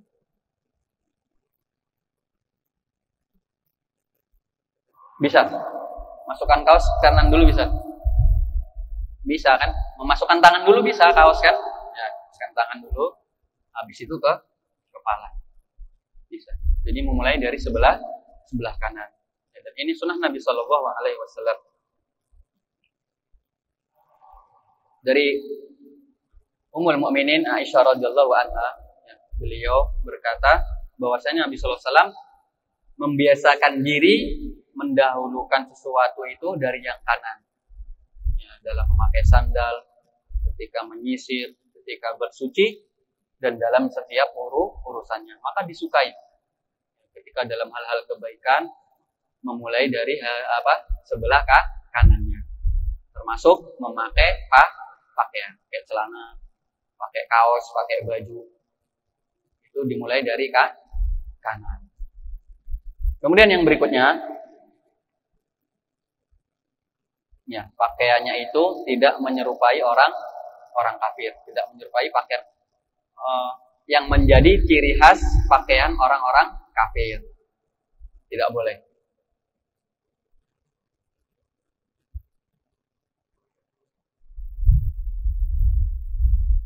Ya, karena seorang muslim kalau dia menyerupai orang-orang kafir, maka dia tergolong orang-orang kafir. Nabi SAW mengatakan, man tasyabbaha biqaumin fahuwa minhum. Barang siapa yang menyerupai suatu kaum dalam segala urusan, dari pakaian, dia menyerupai dengan pakaian yang menjadi ciri khas orang-orang kafir, maka dia bagian dari orang-orang tersebut. Ya, disebutkan menyerupai di sini itu kalau pakaiannya menjadi ciri khas. Ya, kalau pakaiannya enggak menjadi ciri khas, tapi orang sudah banyak memakai, ya tidak lagi menjadi ciri khas orang-orang kafir, maka tidak apa-apa. Tidak mengapa pakai jas. Tapi pakai jas kan orang-orang sudah umum, banyak yang memakai. Tidak menjadi ciri khas pakaian orang-orang kafir, tidak mengapa. Tidak mengapa. Kemudian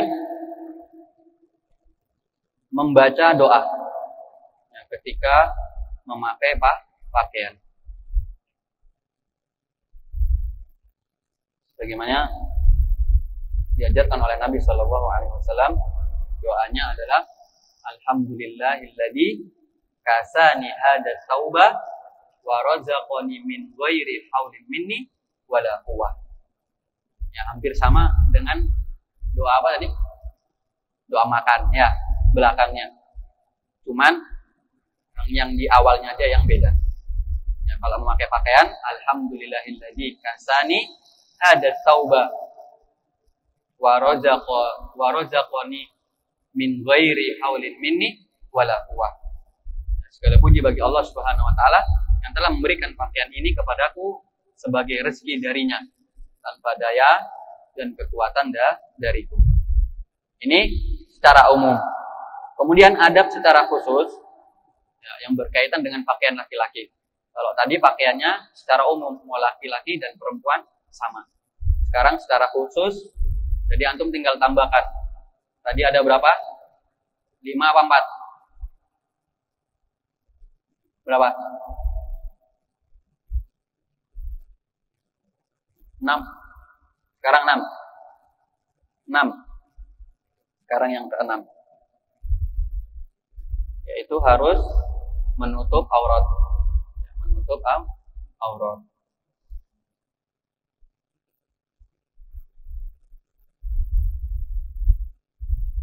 Batasannya adalah aurat laki-laki dari pusar sampai lutut.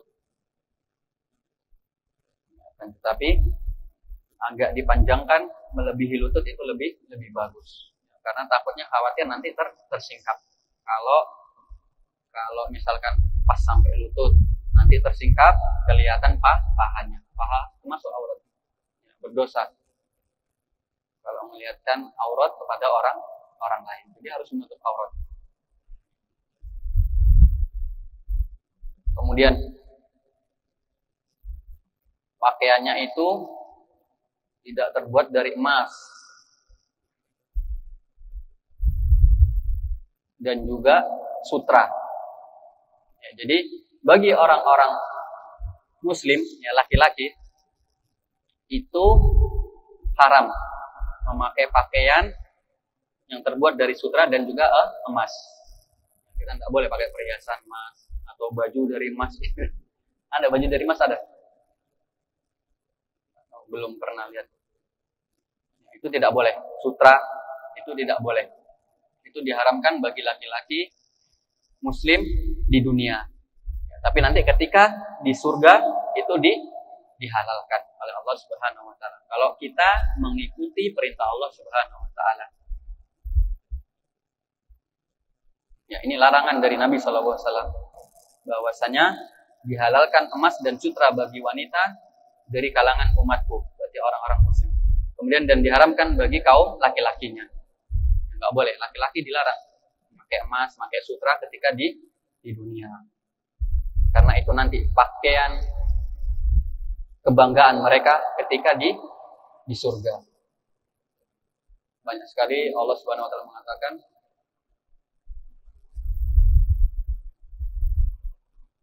Wa jazaahum bima sabaru jannatau wa harira.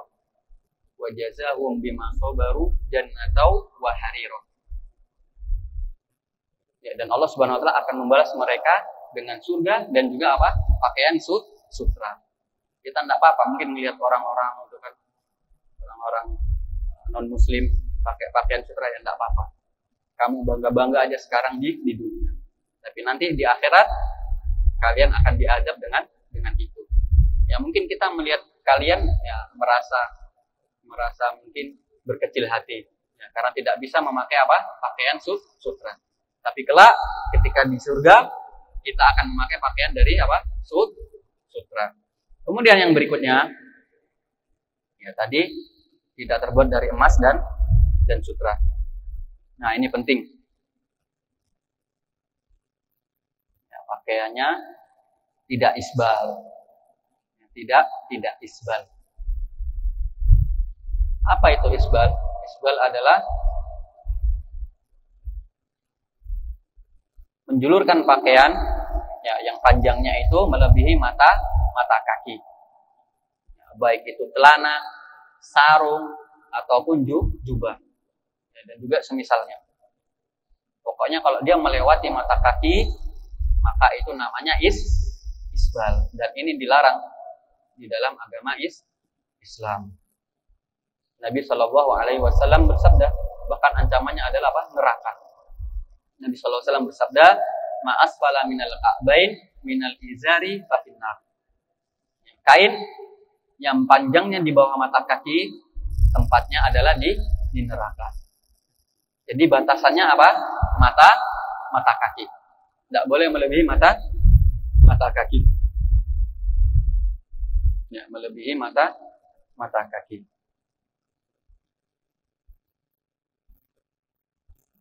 Ya, maka kalau masih ada yang isbal, nanti bisa ya, dikumpulkan celananya, nanti minta tolong sama Ustadz Andriatna ya untuk dipotongkan mungkin.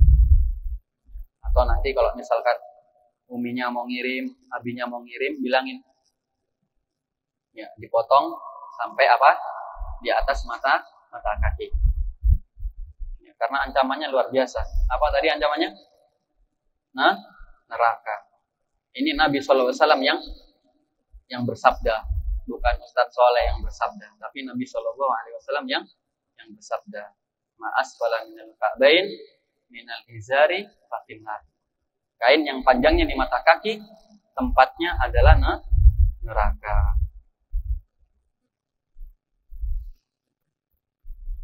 Ya, maka isbal itu hukumnya haram. Hukumnya haram. Ya, itu yang terakhir tadi adab keseharian yang berkaitan dengan pakaian. Sampai jam berapa? 2 jam.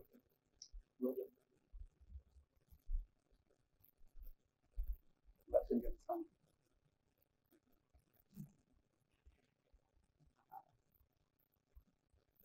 Baik. Ya, ada satu lagi.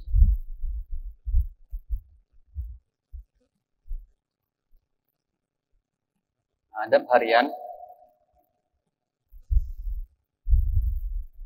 Adab-adab yang berkaitan dengan keseharian. Yang berikutnya, tadi kan sudah berapa? 3 ya. Yang pertama tadi apa? Tidur. Yang kedua, makan.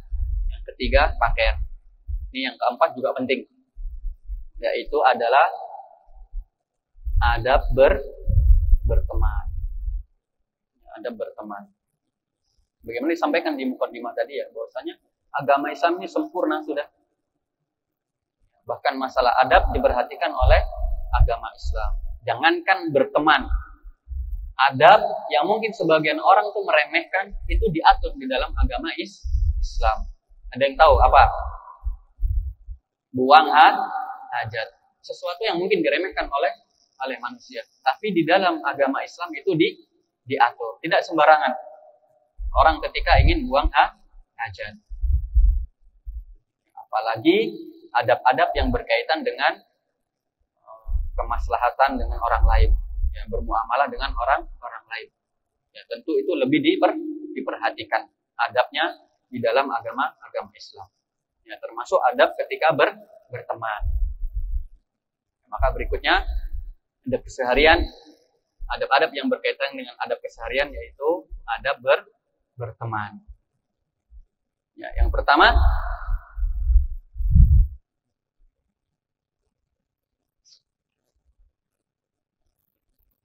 kita berteman itu hanya karena Allah Subhanahu wa taala. Perlu diingat bahwasanya kita berteman hanya karena Allah Subhanahu wa taala. Bukan karena yang lainnya, bukan karena ingin mendapatkan manfaat dari teman kita, bukan karena kita ingin mendapatkan makanan dari teman kita, bukan karena kita ingin mendapatkan pujian dari teman kita, bukan kita ingin mendapatkan perlindungan dari teman kita, bukan. Ya, tapi kita berteman benar-benar karena Allah Subhanahu wa ta'ala.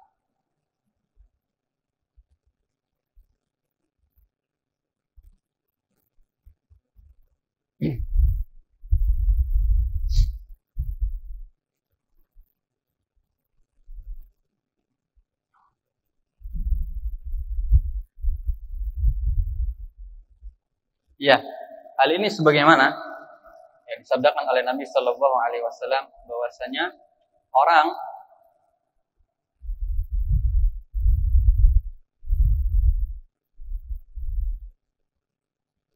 yang dia berteman karena Allah, cinta karena Allah Subhanahu Wa Taala, dia akan mendapatkan naungan dari Allah Subhanahu Wa Taala pada hari kiamat.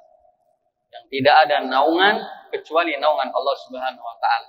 Manusia nggak bisa lari ketika hari kiamat dibangkitkan. Yang mana matahari jaraknya seberapa? Sejengkal. Ya, kita aja yang beribu-ribu kilometer panas, ya kan? Apalagi yang jaraknya apa? Sejengkal. Antum bayangin. Kita aja kalau kepanasan, misalkan di jalan, cari apa? Teduhan, cari naungan, karena saking panasnya. Antum bayangkan lagi kalau hari kiamat. Yang mana katanya panas di dunia itu hanya 1/70 bagian dari panasnya apa? Api di hari kiamat. Panas sekali. Maka tidak ada yang bisa memberikan naungan kecuali Allah Subhanahu wa Ta'ala. Gak bisa orang mau lari kemana, gak bisa. Dia akan mendapatkan naungan dari Allah Subhanahu wa Ta'ala. Caranya bagaimana? Salah satunya ini. Ya, dia berteman karena Allah Subhanahu wa Ta'ala, saling mencintai karena Allah Subhanahu wa Ta'ala. Nabi sallallahu alaihi wasallam mengatakan, ya, bersabda bahwasanya ada 7 golongan orang yang akan mendapatkan naungan pada saat di mana tidak ada naungan kecuali naungan dari Allah Subhanahu wa Ta'ala pada hari kiamat. Salah satunya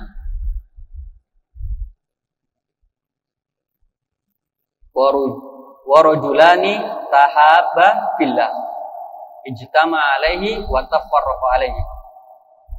Ya, 2 orang pemuda yang dia saling mencintai, dia berteman. Bertemannya kenapa? Karena Allah Subhanahu wa Ta'ala. Dia bertempung atas rasa cinta karena Allah Subhanahu wa Ta'ala, dan dia berpisah juga karena Allah Subhanahu wa Ta'ala. Maka dia akan mendapatkan naungan dari Allah Subhanahu wa Ta'ala. Demikian juga orang yang dia berteman, bersahabat karena Allah Subhanahu wa Ta'ala, dia akan merasakan lezatnya iman. Dia akan merasakan lezatnya keimanan yang ada di dalam dadanya, dalam hatinya. Nabi SAW bersabda, 3 hal yang jika ketiganya itu ada pada seseorang, dia akan merasakan lezatnya keimanan. Salah satunya, kata Nabi SAW, wa an yuhibbal mar'a la yuhibbahu illa lillah. Ya, seseorang yang cinta kepada temannya, ya, semata-mata hanya karena Allah Subhanahu wa Ta'ala.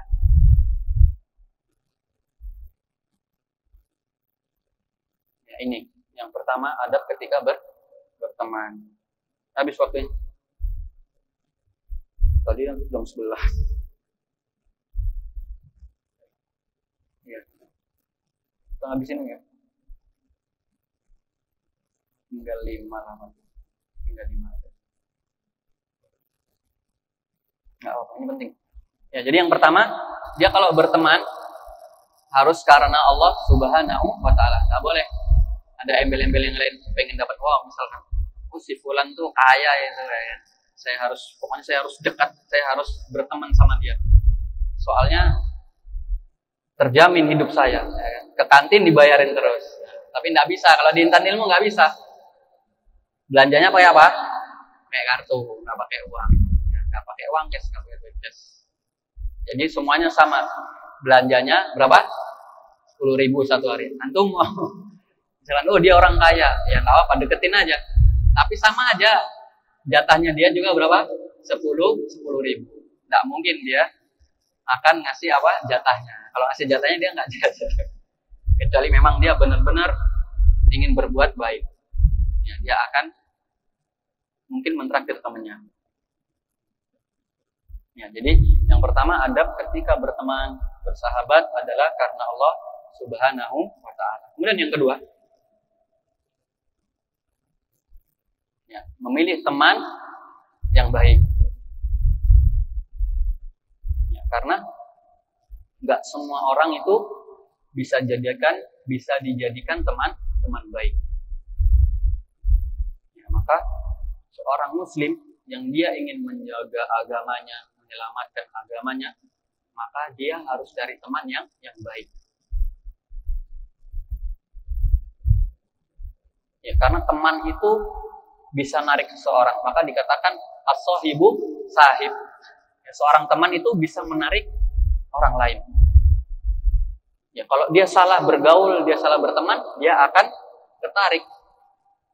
Misalkan temannya suka melanggar, ya nanti akhirnya dia akan ikut-ikutan melanggar peraturan pesantren. Kalau temannya malas menghafal, malas ini kerjaannya main, nanti kalau antum sering berteman sama dia, antum juga akan jadi apa?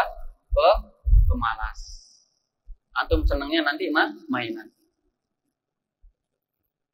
Apalagi di sini, masya Allah, ya target hafalannya lumayan. Minimal berapa? 15 juz dalam 6 tahun. SMP itu berapa kemarin? 7. Ya, SMP itu 7 juz. Jadi kelas 1 2 juz, kelas 2 3 juz, kelas 3 SMP berapa? 2 juz. Jadi antum benar-benar cari teman yang baik. Yang bisa bawa antum ya untuk bisa sama-sama semangat. Jangan cari teman yang itu jago main bola, saya harus teman sama dia. Aduh, antum mainnya bola terus nanti. Itu pintar main pingpong, itu pintar mana? Antum kalau sama dia terus, mainnya pingpong mana terus gitu ya. Cari teman itu yang kalau orang lainnya lagi mainan, dia di masjid ngapal. Itu cari. Supaya kita juga ikut-ikutan semangat. Ya, kita ketularan semangatnya orang baik. Jangan nanti antum di sini setahun atau mungkin pas liburan. Nah, kamu bisa apa? Saya jago apa? Main bola. Apalagi sampai mana? Sudah sepertiga Al-Quran. Apa? Al-Ikhlas saja. Ya jangan. Di sini antum kesini menuntut ilmu. Ya, menuntut ilmu. Antum untuk menyelamatkan agama antum. Jadi cari teman yang baik. Cari teman yang baik. Makanya Nabi SAW mengatakan, Al-mar'u ala dini khalilihi, falyandur ahadukum man yukhalil. Seseorang itu di atas agama temannya. Ya. Rasulullah SAW menggantungkan agama seseorang kepada agama temannya. Maka dia harus lihat siapa yang akan dijadikan teman. Apalagi teman baik. Ucapkan dalam hati, Ya, saya kesini ini mau menyelamatkan agama. Maka saya harus cari teman yang baik, yang sama-sama nanti kalau saya lagi malas ada yang menyemangati. Kalau teman saya malas, nanti saya yang menyemangati. Cari teman yang seperti itu. Beneran. Antum kalau cari teman yang malas, keteteran, entah pelajaran umumnya, entah kegiatan agamanya. Jadi sekali lagi, cari teman yang baik di pesantren ini. Karena antum jangan mengira di pesantren, oh ini pesantren, orangnya baik-baik. Enggak. Ya karena memang di setiap tempat ada ya, orang yang, tapi insya Allah semuanya baik. Tapi mungkin ya adalah yang malas, ada ya, seperti itu. Maksudnya enggak baiknya bukan yang dia suka bermaksiat, enggak. Nah, tapi mungkin dia malas, sukanya mainan, dia kurang rajin di dalam belajar, dia kurang semangat dan begitu. Itu yang kurang baik. Maka dilihat, ya, dilihat. Maka cari yang baik supaya kita juga ikut baik.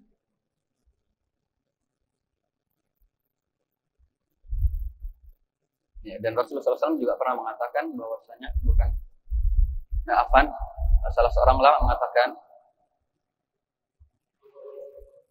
bahwasanya orang yang dia memiliki akal sehat, dia akan bersahabat dengan orang-orang baik. Orang yang punya akal sehat, dia tidak akan bersahabat dengan orang yang jahat. Kemudian mengatakan lagi, orang tersebut 4 hal yang termasuk kebahagiaan seseorang. Salah satunya kata beliau, teman-teman yang baik. Teman-teman yang baik. Paling enggak antum kalau ngumpulnya sama orang-orang baik itu ya dinilai orang juga baik. Ya, dinilai orang juga baik. Kalau antum sukanya ngumpul sama teman-temannya yang malas, suka mainan, nah, orang pasti dia kumpulnya sama siapa?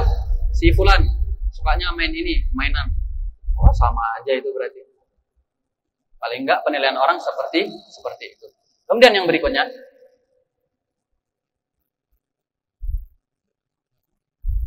ya hendaklah dia menjaga kerukunan dengan temannya.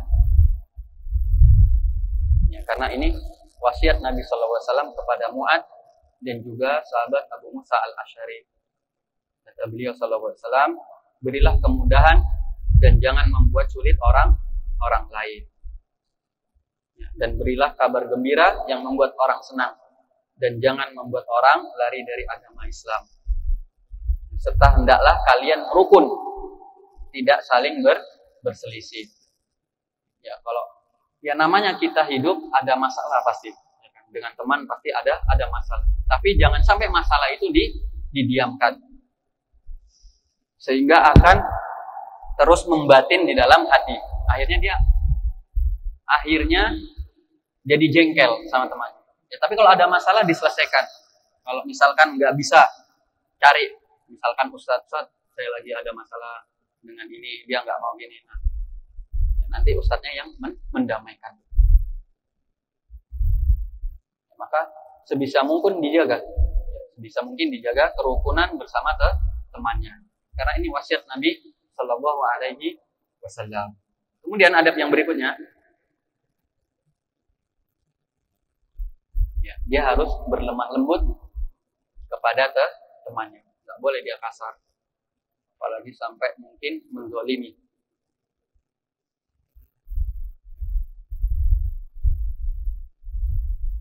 Ya, karena ini adalah sifat Nabi Shallallahu Alaihi Wasallam dan juga orang-orang yang beriman. Sebagaimana Allah Subhanahu Wa Taala sebutkan di dalam firman-Nya surat Al-Fat ayat 29, Allah mengatakan, Muhammadur Rasulullah walladzina amanu asyidda'u 'alal kuffar ruhama bainahum. Ya, Nabi Muhammad itu adalah utusan Allah Subhanahu wa taala dan orang-orang yang bersamanya mereka keras terhadap orang-orang kafir. Ya, akan tetapi mereka berkasih sayang di antara mereka. Jadi kita harus saling berlemah lembut kepada sesama muslim. Apalagi teman baik kita yang dia juga orang muslim. Maka kita harus bersikap lemah lembut. Karena tidaklah sesuatu itu ada padanya kelembutan kecuali itu akan indah. Ya, pertemanan kalau di situ ada rasa lembut, rasa kasih sayang karena Allah Subhanahu wa taala, itu akan indah dilihat. Nabi sallallahu alaihi wasallam mengatakan, maka naridku fi syai'in illa zana. Ya, sikap lemah lembut itu tidaklah ada pada sesuatu kecuali sesuatu itu akan menjadi indah. Apalagi dalam pertemanan, yang kita tiap hari ketemu sama teman, maka harus lemah lembut sama teman kita. Karena itu akan memperindah hubungan di antara teman. Kemudian yang berikutnya, adab dalam berteman adalah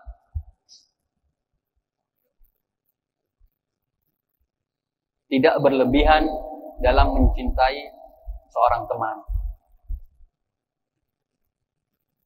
Jadi ya, kita cinta karena Allah Subhanahu wa taala, tapi jangan terlalu berlebihan. Karena betapa banyak ya, kita dengar kisah cerita yang dulunya sahabat kental, ya kan? Akrab, kemudian apa? Jadi bermusuhan. Ya, maka sewajarnya kita berteman. Tapi ingat harus karena Allah Subhanahu wa taala. Karena Nabi sallallahu alaihi wasallam pernah mengingatkan, ya, cintailah orang yang kamu cintai sekedarnya. Kenapa? Karena bisa jadi orang yang kamu cintai itu suatu saat nanti harus kamu benci.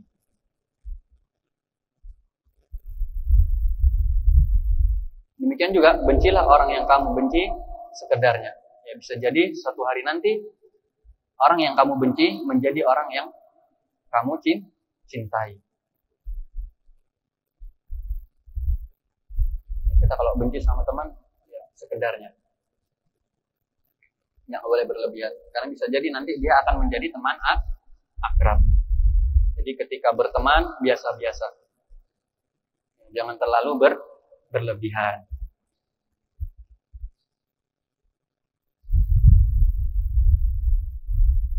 Kemudian seorang ulama pernah memberikan nasihat, yaitu Hasan Al-Basri. Beliau mengatakan rahimahullah, hendaknya kalian mencintai jangan berlebihan, dan membenci juga jangan berlebihan. Karena telah ada orang-orang yang berlebihan dalam mencintai suatu kaum, akhirnya binasa. Demikian juga ada pula yang berlebihan dalam membenci suatu kaum, kemudian mereka pun binasa. Jadi biasa aja ketika kita berteman, jangan terlalu berlebihan. Dan ingat di awal yang tadi, hanya karena Allah Subhanahu wa ta'ala.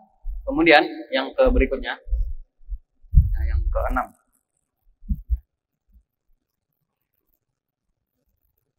Kita harus bisa menerima kekurangan teman. Kita harus bisa menerima kekurangan teman. Karena manusia itu nggak ada yang sempurna. Tidak ada yang sempurna. Kalau kita cari teman yang sempurna, kita nggak akan dapat. Pasti kita tidak akan dapat. Cari yang sesuai dengan, saya maunya teman yang kayak gini. Itu kita nggak akan bisa dapat. Ya, karena orang itu nggak ada yang sempurna. Pasti ada kekurangannya. Makanya salah seorang ulama, Ibnu Qudamah, pernah mengatakan, ya, ketahuilah, jika kalian mencari seseorang yang bersih dari kekurangan, maksudnya sempurna, nggak ada kekurangan sama sekali, ya, kalian tidak akan mendapatkannya. Ya, tidak akan mendapatkan. Itu didapatkan kalau sudah di surga. Itu sudah sempurna. Ya, tapi kata beliau, kalau seandainya kebaikannya itu mendominasi kejelekannya, itu yang dicari. teman itu yang dicari. Ya, mungkin lebih banyak dia itu baiknya, yang nampak itu lebih banyak baiknya, maka itu yang dicarikan ke teman. Dan kembali lagi tadi, ya kita harus bisa menerima kekurangan teman. Ya, karena mungkin kita nggak suka dengan kekurangan teman, tapi dengan hal yang lainnya, dengan akhlaknya yang lain, kita juga senang. Ada banyak hal yang kita senang dari teman kita. Jangan sampai kita tidak bisa menerima kekurangan teman. Karena satu kekurangan bisa jadi ada kelebihan yang lain, yang lebih banyak. Jadi kalau ada kekurangan teman, ya jangan tidak bisa menerima. Kemudian hubungannya dengan adab yang berikutnya, yang terakhir. Ya, jangan mencerca teman. Kalau ada kekurangan teman, jangan dicerca, jangan dihina. Ya, jangan dihina. Karena kalau kita mencela, menghina teman, apalagi kekurangannya dihina, berarti kita nggak bisa sabar. Ya, ketika kita berteman, ya, sabar dengan kekurangan teman. Karena nggak semua orang itu sempurna, pasti ada kekurangan. Ya, bukan malah membuat teman menjadi putus asa. Tapi ketika ada kekurangan, kita semangati.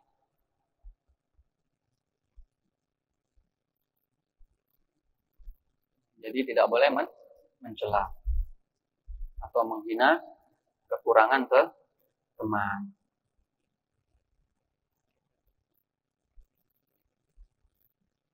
Ya, Allah Subhanahu wa taala berfirman, maka maafkanlah mereka dengan cara yang baik. Ya, kemudian sahabat Ali bin Abi Thalib berkata tentang ayat ini, yakni ridho. Yaitu maafkanlah mereka dengan cara yang baik, maksudnya adalah ridho dengan mereka tanpa mencercahnya. Ya, tanpa mencelanya. Ya, demikian juga kalau seseorang itu sering mencerca teman, mencela teman, itu akan mengakibatkan hubungan pertemanan, persahabatannya menjadi apa? Rusak.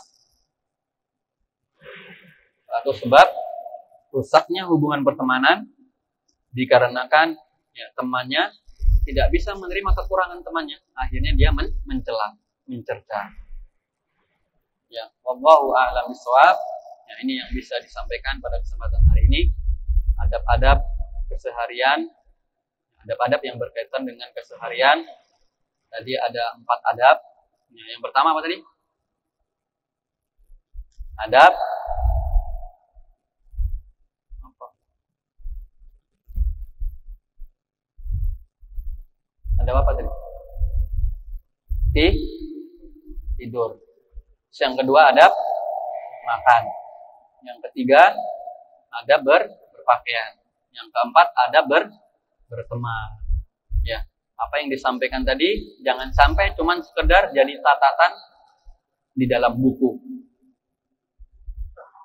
Tapi yang diharapkan adalah diamalkan. Karena seseorang kalau sudah punya ilmu dia harus diamalkan. Diamalkan. Kemudian dikasih tahu kepada orang lain yang belum tahu. Semoga apa yang disampaikan yang berkaitan dengan adab-adab ini bermanfaat sehingga kita bisa meneladani Nabi Shallallahu Alaihi Wasallam dengan adab-adab beliau yang telah diajarkan oleh Nabi Shallallahu Alaihi Wasallam dalam keseharian kita. Kita berdoa kepada Allah Subhanahu Wa Taala semoga mendapatkan ilmu yang bermanfaat untuk kita dan juga untuk orang-orang sekitar kita. Wa akhiru da'wana alhamdulillahirabbil alamin. Wa sallallahu ala nabiyyina Muhammadin wa ala alihi wa sahbihi wasallam. Assalamualaikum warahmatullahi wabarakatuh.